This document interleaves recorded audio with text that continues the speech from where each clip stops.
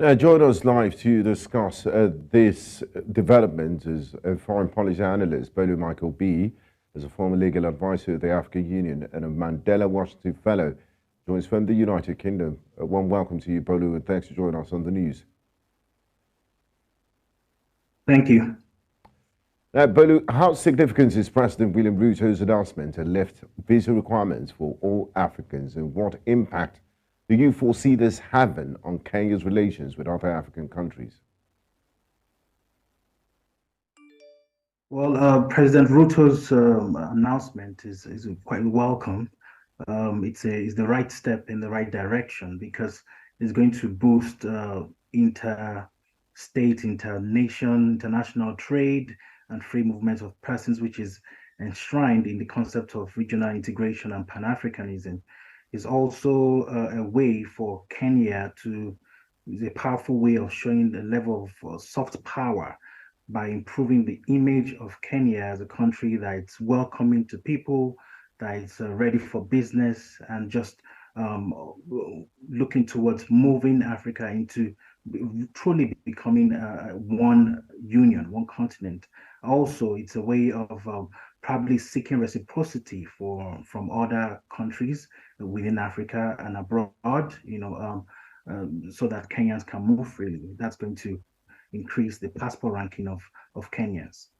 Now, Bolu, in a statement, President Ruto mentioned boosting trade as a primary motivation for this move.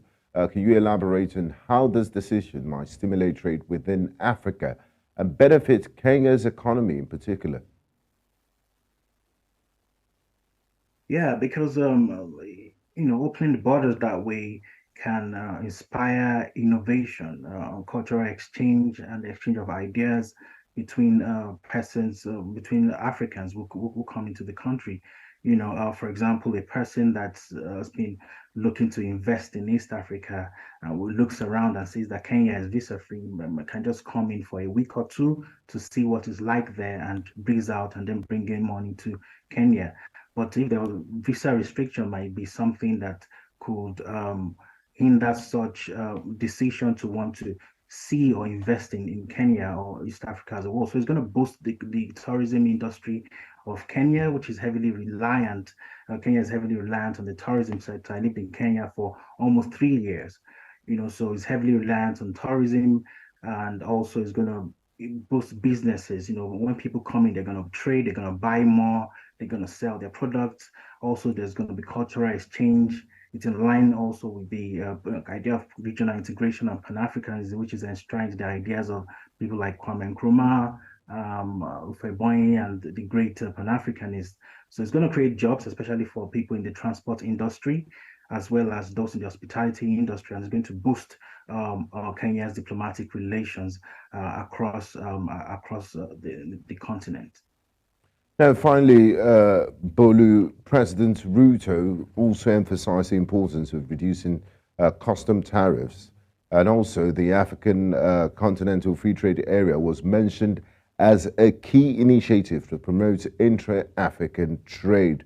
How can Kenya actively contribute to the success of the Continental Free Trade Agreement, and what challenges might the country face in doing so?